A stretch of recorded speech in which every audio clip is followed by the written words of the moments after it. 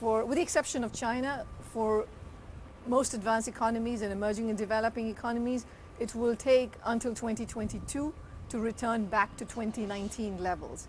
Now, I think the biggest factor that's weighing is that we're still living with the virus. We don't have a solution. There's still the pandemic.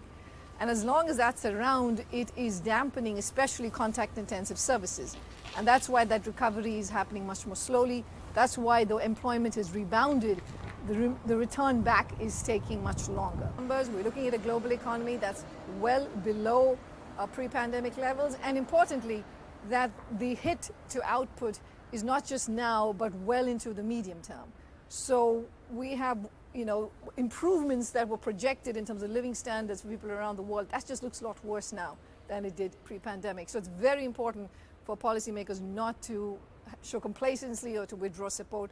And secondly, to collaborate much more closely to end the health crisis. Because the US is a sizable economy, a 2 percentage point increase in growth in the US in 2021, has significant benefits for the world. It will be particularly consequential for countries like Canada and Mexico, which trade very heavily with the US.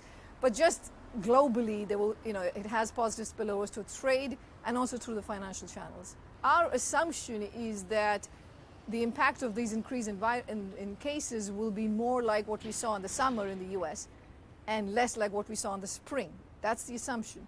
But of course, if that's not the case and you require much more widespread lockdowns, and then in that case, there would be a significant downside risk to our numbers. And so we see a very gradual recovery in Latin America, well into 2023 to get back to just the levels in 2019, not even in per capita terms. So that's where we are with that projection.